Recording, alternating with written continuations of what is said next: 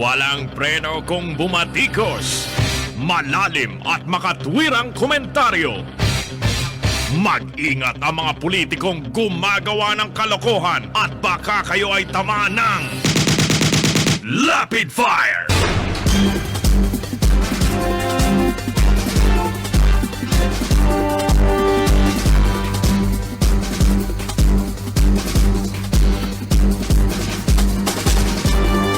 Magpapatuloy tayo mga kaibigan, balita ko lang sa inyo, ganap na alas 9:30, around 9:30 ng gabi. Ngayon lang to. Abay, si Harry Roque. Alam niyo kung saan nakita? Ando sa City of Dreams. Doon pa raw bumaba sa Nuwa Hotel. Nuwa Hotel, doon siya pumasok sa entrance ng Nuwa Hotel. 'Di ba, ang sabi nila, ang MECQ bawal ang casino? Ano sabi ko sa inyo, bukas ang mga casino eh. Nung ECQ nga mas mahigpit. Bukas ang VIP. Ngayon, nung nag-MECQ, bukas na lahat. Pero ang sabi, bawal ang casino. 'Di ba? Hindi totoo. Kaya lahat ng kasinungalingan ginagawa rito mga kaibigan Ngayon, 9:30 nakita si Harry Roque sa City of Dreams. Ito, hindi naman mababalita sa iba ito Kaya sabi ko sa inyo, yung mga nagmamalaki hindi nakikinig dito, kayo may problema, hindi ako. Hindi nyo tuloy mababalitaan to. Atin-atin na lang naman ito. Huwag na makarating sa iba, po. Na si Harry Roque nagpunta sa City of Dreams mga bandang alas 9:30 ng gabi at doon siya pumasok sa entrance ng Nuwa Hotel kasi maraming hotel yan ilang hotel yan. Ngayon, ang tanong dyan pagbaba pala niya, pagpasok niya ron, sinalubong siya ng junket sa casino yun yung junket. Ang tanong, ano ang ginagawa ni Harry Roque doon sa City of Dreams Casino? Yung sumalubong sa kanya junket sa VIP yun. Pag sinabing junket sa VIP. Ano ba yan? Maglalabada? O kukubra?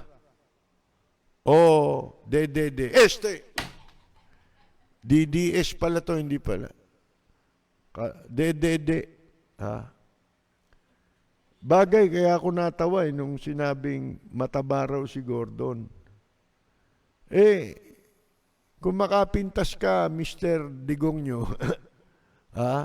Presidente Digongyo, sa iba, tumingin ka muna sa tabi-tabi mo. Ano tawag mo kay Roque? Hindi ba yan mistulang garapatang busog na yan sa katabaan yan? Nakakita na ba kayo ng garapatang busog? Na pag tiniris mo labasan dugo. Yung bundat na garapata. Garapatang bundat. Yan ay tsura ngayon ni Roque, di ba? Pagkumparahin mo yung larawan ng araw niyan tsaka yung larawan ngayon. Dati kasya siya sa camera. Ngayon di na kasya. Kulang na yung frame ng camera kay Kwa. Sa mukha pa lang yun ni Harry Roque, mga kaibigan. Bueno, pagpatuloy natin ito, pinag-uusapan natin. Ito di ba sinasabi ilan dito sa mga incheck na kasabwat dito sa Parmali, wanted sa Taiwan. Ito may balita lang, di naman natin sinasabing kumpirmado ito. Meron pa palang dyan sabi kasama dyan sa kumpanya ng Parmali na pinangalanan dito sa anong tawag mo rito? Scam na ito. In-scam tayo nito eh. Di ba kasi sabi, change is coming. Kaya naniniwala akong scam yan eh. Kasi sabi nila, change is coming. O mga kaibigan, nagtataka raw yung iba kung bakit itong sinasabing ito. Ito'y Indian National, Bombay. Nakasali rin dito sa sa Parmali scandal. Pinagtataka nila kasi kung nung hindi pa ito na papabalitang kasama rito, pinagtataka saan kumukuha ng pera ito na impinambili raw ng 65 milyong halaga ng bahay. At pagkatapos merong sasakyan niya, Maserati. Pagkatapos merong Lamborghini. Mga kaibigan, isang Indian National. So, kala nila, ang negosyo nito ay 5-6, kaya maraming pera. Yung pala, isa siya sa mga board member ng Parmali.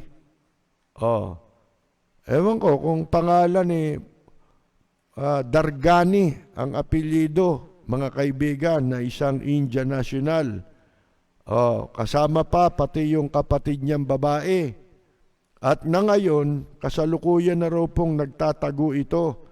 Pati yung kanilang mga social media accounts ay pinagsasara na, binura na, mga kaibigan. Tandaan niyo yung pangalan, Dargani. Isang mga Bombay ito na kasali din dyan. Ngayon ito, ang sabi ni Gordon sa Senate Blue Ribbon Committee na pinatatawag na nila yung dalawang associates ni Presidente Digongyo at ni Christopher Bongo at isang Chinese Presidential Advisor, ex-Presidential Advisor, si Michael Yang ito, di ba? Sa hearing, sa pagdinig, tungkol sa pagbili ng mga umano'y overpriced medical supplies ng procurement service ng Department of Budget and Management. Yan ang balita ngayon, At alam naman natin, pinagtanggol na ni Presidente Digongyo itong si Michael Yang na dati niyang economic advisor na nagpakilala sa kanya noong 2017 sa mga officers, kasamahang officers ni Yang na sa Parmali International Holding Company Limited. Ito'y nga po yung may kaugnayan sa Parmali Pharmaceuticals Corporation na nakakuha ng 8.7 bilyong halaga ng kontrata para sa overpriced quote-unquote pandemic supplies. Agad pinagtanggol ito ni Presidente Digongyo. Sabi niya pa, Sao is a kernel. Ito pa lang si Juan. Pinasinungalingan dati ni Digongyo na itong si Michael Yang, na ibinulgar dati ni Colonel Asierto, di ba? Na iniugnay sa illegal drugs. Kilala niya raw ito bilang businessman noon pa. Nagninegosyo sa Davao City for the past 20 years and was a friend of former Chinese Ambassador Zhao Jinhua. Baka mapatawag itong ambassador na ito. Mga kaibigan, Zhao is a kernel. Kernel pala itong Zhao na ito ng People's Liberation Army. Ano po, paano raw itong papayag na makasama ang mga drug lord, gayong siya'y People's Liberation Army. Tell it to the Marines. Sabi nga. Pero ang balita nga po, ito, yung sinasabi ni Senadora Risa Ontiveros. Ang sabi naman niya, paano ang gobyerno natin ay nakikipagtransaksyon, bakit tayo nakikipagnegosyo sa mga taong may warrant of arrest pa nga sa ibang bansa? Yan ang tanong ni Risa Ontiveros. Ang sabi niya, unahin natin ang kumpanyang nakakuha ng pinakamalaking kontrata para sa PPEs at face shields dito sa ating bansa, ang Parmali.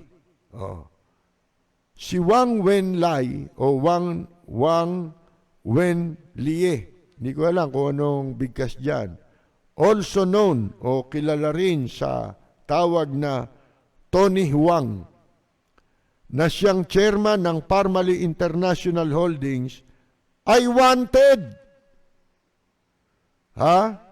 Dahil sa kasong securities fraud, stock manipulation, and embezzlement.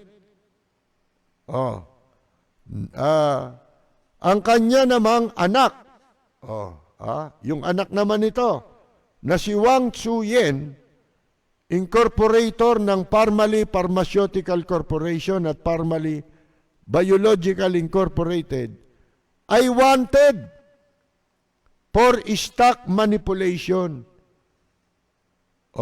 Pinakita ni Ontiveros yung kopya ng kanyang warrant of arrest na galing mismo sa website ng Ministry of Justice Investigation Bureau ng Taiwan at nakadetalye dito na December 29, 2020 pa lamang ay pinaghahanap na last year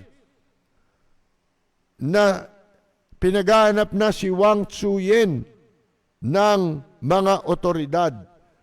Ang nakapagtataka pa, kahit may warrant of arrest na para sa kanya, ang latest purchase, kahit may warrant of arrest na, yung huling purchase order na ginawa ng DBM, ng gobyerno, yung pagbili sa kanya, pag-order sa kanya, ng kanyang kumpanyang Parmali, nito lamang June 2021, tuloy pa transaksyon Hindi lang po pala ito doon sa nasasaad sa 2020 audit report ng COA. Nasakop na kasi hanggang June 2021 may transaksyon pa di isang buwan lang mahigit ito, mga kaibigan. Ngunit hindi diyan nagtatapos ang alingasaw nitong Parmali. Ang ilan sa incorporators nito ay directors rin ng kumpanyang Full Win. Tulad ni na Roslyn at Gerald Cruz. Ano kaya nitong Roslyn na ito?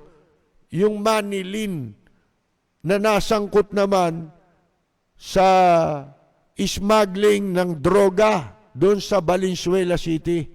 Yung nahuli, kunyari ni Paeldon, pero hindi niya hinuli yung mga smuggler na incheck.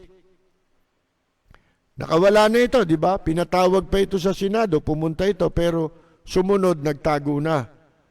At higit sa lahat, ang chairman ng Pullwin Group na si Seng Bingqiang ay wanted din for stock manipulation.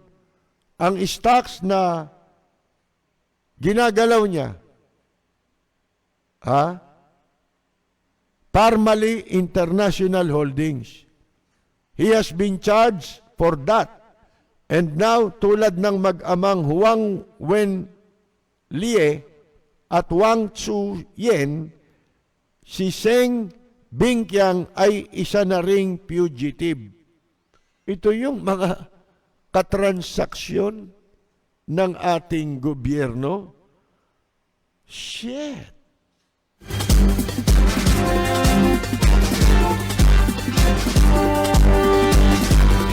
Sika Percy Lapid, bumabanat, Lapid Fire.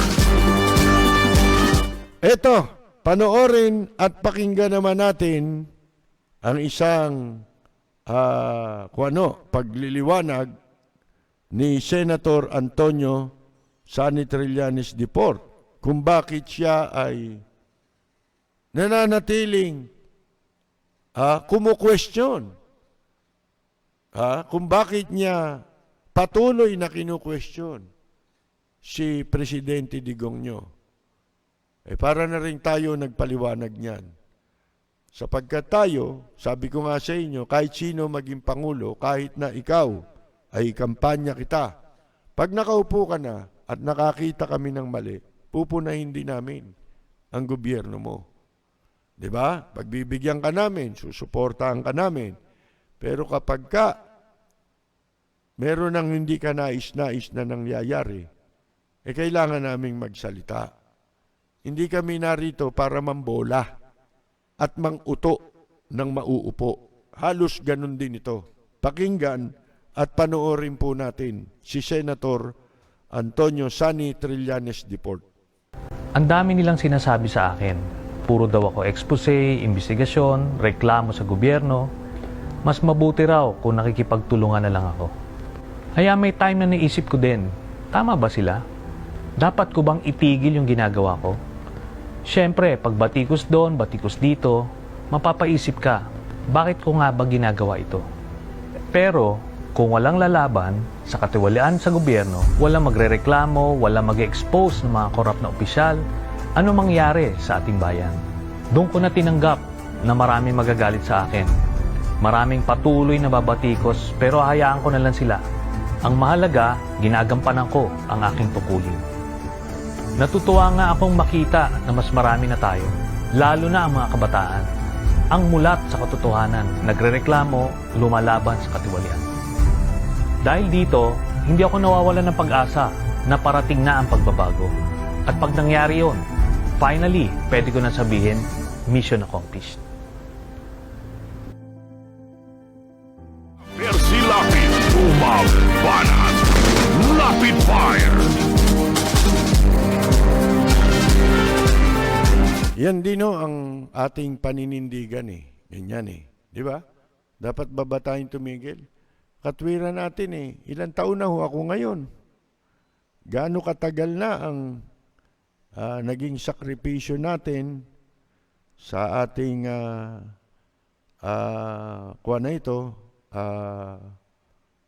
pagmamalasakit sa bansa, sa mamamayan. Wala naman tayong hangad na magkapwesto sa gobyerno. Sabi nga ni Senador Trillanes, paano kung wala na magsasalita? Yan din ang binanggit sa akin ni Mayor Alfredo Lim nung napag-usapan namin niya, nabubuhay pa si Mayor Alfredo Lim. Sabi niya paano yan kung wala nang magsasalita? Siya bilib dyan kay Trillanes si Mayor Lim palahangayan dun sa mga taong kumu-question Alam niyo ba yung tatay niyang si Topacio? Isa sa mga naikwento sa akin ni Mayor Lim, dahil yan si Topacio, yan si Ferdinand walang kwentang abogadong si Topacio, mga kaibigan. Topacio dapat ang apelyido niyan Hindi nagmana ron sa tatay niya Topacio ni Roque Topacio Roque. Kwento ni Mayor Lim yung tatay niyan. Kasi yung tatay niyan, kaibigan din ng tatay ko doon sa UN Walkers Club. Abogado rin yun. Kaya lang, hindi humayabang yun. Ang suot nun, hindi ganyan, yung mayabang magdamit. Na katulad nung anak niya.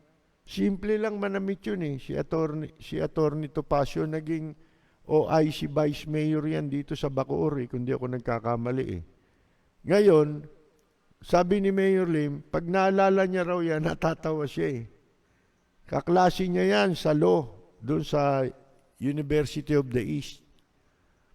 Ang sabi ni Mayor Lim yan, sabi niya Anya, nakikipagdebate sa profesor. Yung profesor, kinu-question yan. Kaya si Mayor Lim natatawa. Di ba? Doon mo makikita, yan si Mayor Lim. Gusto niya yung mga taong gano'n. Tignan mo yung mga pinagkukuha ni Lim na ano. Yan si Apwang nung araw. Nag-hunger strike, tinanggal sa pulis. Kinuha ni Lim yan eh. Kasi, nagpapahayag mga kaibigan nasa loobin Yun ang mga gusto. Si Cauding Bartolome, nako, paborito ni Mayor Lim yun. Yung komentarista sa radyo. Gusto ni Mayor Lim yung ipinaglalaban mo ang iyong bayan at ang mga mamamayan, hindi yung puro maririnig mo lang isang salita. Si Mayor Lim, pulis yan, Di ba? Mga pulis ayaw ng ganyan, di ba? Karamihan sa mga pulis ayaw ng ganyan Galit sila sa ganyan pero si Mayor Lim hindi. At saka sinasabi niya sa pulis, kayo may mura pa yun Ayoko mababalitaan na nagdidemanda kayo ng media. Yun po si Mayor Lim. Naniniwala, nagtatago yun sa demokrasya. Kaya ako nga nung minsan sabi ko, napag-usapan yung nilapit ko sa kanya na tatakbong konsihal. Kumausap sa akin state prosecutor ng DOJ. Sabi ko, siya ho yung nakapagbigay ng payo sa atin, nakatulong para paano ko harapin yung kaso kong libel. Sabi ni Mayor Lim, sibe mga nagdidemanda na yan. Ako yan si Persia niya Nung araw, kung banatan ako niya, dinimanda ba kita? Sabi ni Mayor Lim. Wala akong dinimandang media na bumabanat sa akin. Kung gusto nila yung sabihin nila kahit magpaliwanag ka, yun ang paniwala nila, may magagawa ba ako ron? Sabi ni Mayor Lim, bahala ka sa paniwala mo. Dapat ganon ang mga public official. Kasi yun ang nasasaad sa batas Hindi ba? Na ang mga public official ay hindi dapat maging balat sibuyas. Accountable sila sa kanilang ginagawa. Yun nga yung sinasabing a public office is a public trust. At ang mga nasa public service ay accountable yan sa mamamayan. Nananagot yan sa taong bayan. Ito naman ang sabi balita na si Vice President Leni Robredo malapit nang ipahayag siguro ang kanyang desisyon kung siya'y tatakbong presidente sa 2022. Ito'y malapit na raw, soon sabi. Kinumpirma yan ng kanyang spokesperson na si Barry Gutierrez ng Office of the Vice President.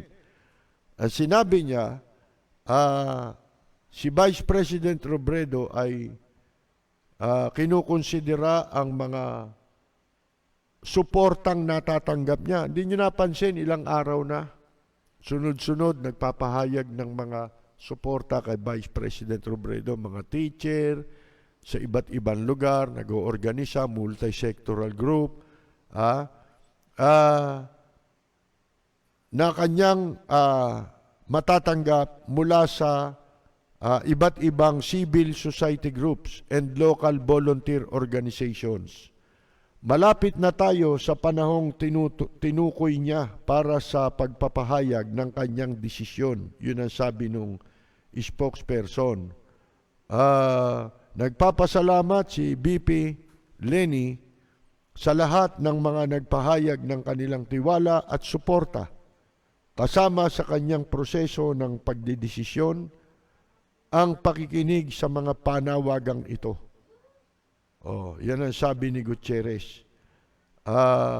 Maging tong mga LGBTQIA plus community, o LGBTQIA plus for Leni, ay nagpahayag din ng kanilang suporta sa kakayahan at dahil sa paniniwalang taglay ni Vice President Robredo na siyang hahatid ng mga reforma sa kanilang sektor. O dapat sumama rito si Harry Roque.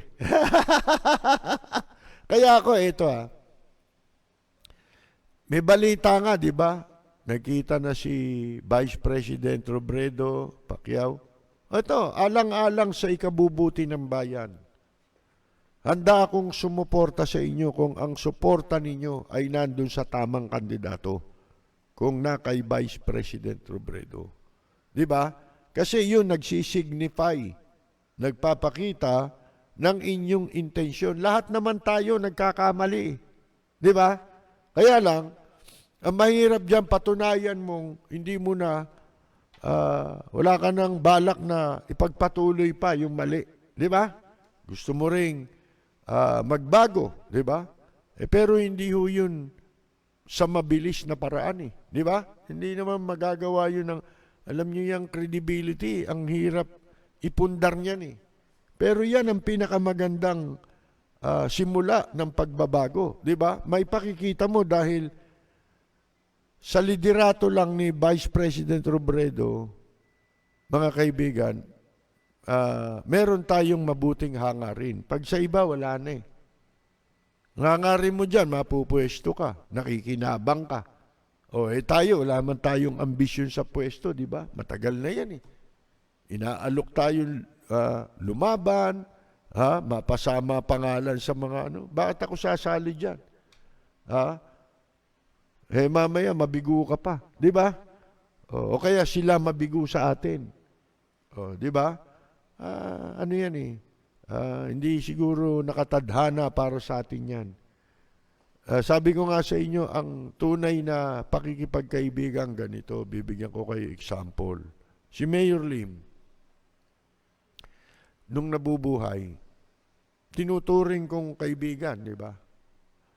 At hinahangaan, idolo, mga kaibigan. Diyan ko nasubok sa taong yan ang tunay na pagkakaibigan. Paano mo masusubok yan? Kasi walang gumagawa nung ginagawa niya o nagawa niya sa akin. Walang, walang katulad yun. Ano ba nagawa sa akin ni Lim? Pera? Hindi. Makunat yan Si Mayor Lim. Tingnan mo, hanggang saan namatay, sana namatay si Mayor Lim. Santa Ana Hospital. Yung pinatayo niyang ospital, doon pa siya namatay. Balita ko nga sinadya pa pagkamatay ni Mayor Lim doon ito hindi ko lang pinagkukwento ito. Sa ibang araw, kukwento ko sa inyo yan.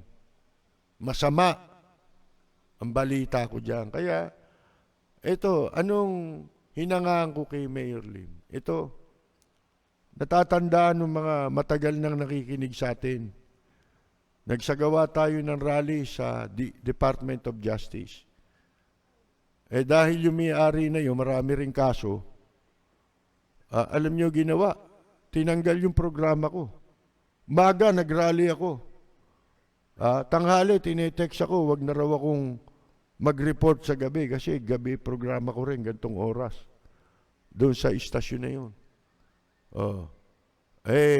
Dahil doon sa ginawa kong pag-rally, isipin mo, personal ko yun. Hindi ba sila kasali ron? Kasali ba sila ron? Rally ba nung istasyon yun? Hindi naman Rally ko yun tinanggal ako. Hindi ako na pagkikikita na ni Mayor Lim, di ba? O naririnig. Wala na siyang balita sa akin, hindi man ako tumatawag, hindi man ako humihingi ng awa, di ba? Alam niyo ginawa ni Mayor Lim? Pinahanap ako sa isa niyang malapit na tauhan. Ganon ang taong gustong tumulong. Pero yung ako, sasabihin ninyo, mag-a-apply ako sa inyo para dilaan ko tumbong nyo, manigas kayo. Di ba? Hindi ko ginagawa sa buhay ko yan para purihin kita dahil makikinabang ako sa iyo? Never, mga kaibigan. Pinatawag ako ni Mayor Lim. Ang utos pa yata, kung di ako sasama, arestuhin at dalhin sa opisina niya. Hindi, biro lang. Pero ganun ha. Dapat ganun ang tao. Halimbawa yan, may kapangyarihan yan. Ayaw ba sumama? Bitbitin nyo. Dalhin nyo rito. Yun talagang may intensyon. Yun ang ibig lang sabihin. Hindi man practically ganun ang gagawin. Yung may intensyon. Nagpapahalaga. Diba? Sa inyong pagkakaibigan. Yun eh. Hindi ko nakita kahit kanino yun, mga kaibigan. Alam niyo, sa profesyon namin, yun ang isang malaking magkakaroon ka ng sama ng loob. Magdudulot sa iyo ng sama ng loob.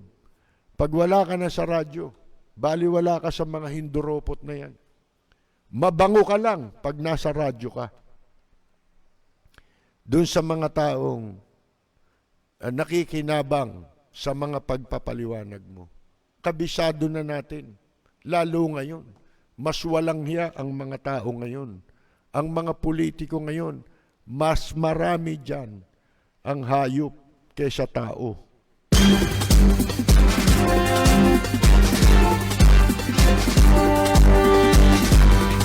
Bueno, mga kaibigan, medyo kakapusin na tayo ng oras eh. Kaya tayo po babati-bati muna sa ilan natin at random, babatiin natin yung mga taga-subaybay natin. Sina Eduardo Viterbo, Senior at Salvador Ted Viterbo ng Bulacan, Brenda Espileta, Carmela Tañida, Rex Candido Payas, Silverio Hagulino, Apple Rain, Rina Peña Arellano, Leonida Tolentino, Marilu Pascual, Sky High, Virginia Marbilla, Lawrence Emen, Tess Coracho, binabati natin, Hener Marqueses, Rex, nabanggit na yun eh, Hani Liwanag, at siyempre si Divine Mitchell, si Rosita DC, mga katropa natin, Eric Partosa ng Reno, Nevada, si Carmela Torres Balcos, Carol Torres Brihiño, Kaani Flormata Saludes, Kaenyang Mina, si Yula Sotelo, Ella Samson Albiar, sa Italy si Joel Diaz, Buenos Dias, si June Gases nasa Guam, dating Abracadabra, at si Walden Kihanberry at ang kanyang buong pamilya na pawang mga musician sa Guam. Si Jorge Beichong, nalilimutan na natin, nasa Tokyo, Japan. Sino pa ba? Dito, masyado mahaba listahan natin. Si Boy Tapang, Mirna Regalado, si Marisa Perolini, Anita Hapon, si Bong Pansalin, si Julie Di Castro, Mirna Guillermo ng Chicago, Rina de la Peña Arellano, Carrot Packet, Nestor Cruz, Isabelita San Jose Aquino, Junjuming Acabayo, Rina de la Peña Arellano, si Roland Obli, Roland Nor Obli, si Rudy Santos ng Bandang Horoscope, binabati natin. Edwin Javier, nalilimutan ko lagi si Ray Bonifacio ng Bandang Halimaw, nasa sa San Jose, California. Tsaka kanyang may bahay si Alice Bonifacio. Si Kajun Mariano, Dating actor ho yan, mga kaibigan. Nabati natin. Si Canuel Binoya, nabati po natin. Jermaine Isidro Aguila. Didimanda raw ni Pacquiao si Abuloy Estequibuloy. Mga kaibigan, lintik na tao yan, ano? Meron certificate para ka makaakyat sa langit. Ewan ko, ba't may mga naloloko ba yan? Yan mismo, may kaso sa Amerika yan, di ba? Oh. Si Arthur Villaflor,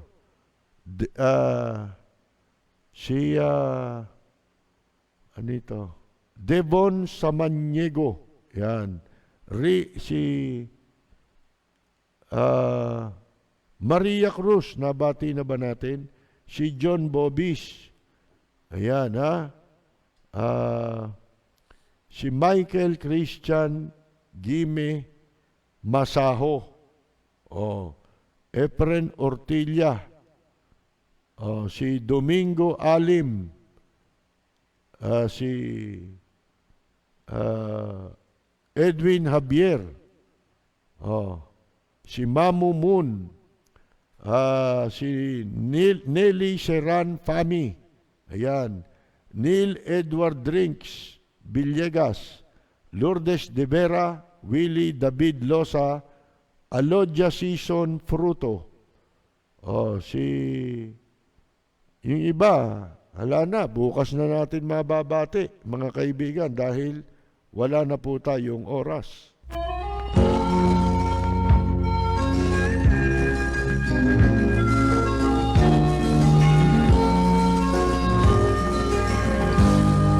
Sa bayan ko ay isa ang lahi, dito'y wala ang pagkukunwari.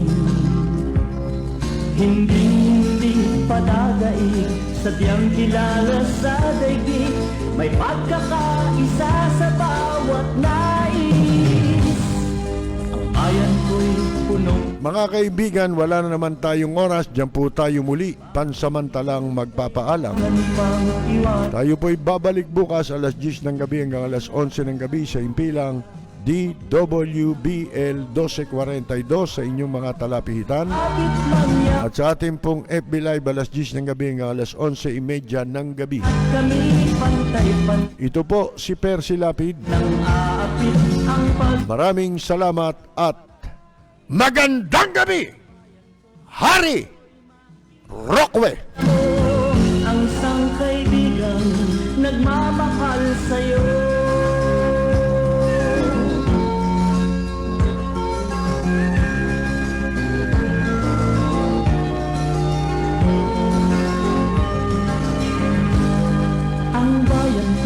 Punong-puno ng yaman, bakit ito'y kailangan pang iwanan? Hindi nga ba't anong sarap mabuhay ng buong ganap? Sa bayan mo, sumapit lang yaong wakas. Dito sa bayan ko, lahat kami pantay-pantay. Walang nang-aapit, ang pag-ibig ay tunay. Dito sa bayan ko, dito'y makikilala mo ang mga kaibigang nagmamahal sa'yo. Dito sa bayan ko, lahat kami pantay-pantay. Walang nang-aapit, ang pag-ibig ay tunay. Dito sa bayan ko, dito'y makikilala mo ang isang kaibigan, ang mga kaibigan, ang bawat kaibigan na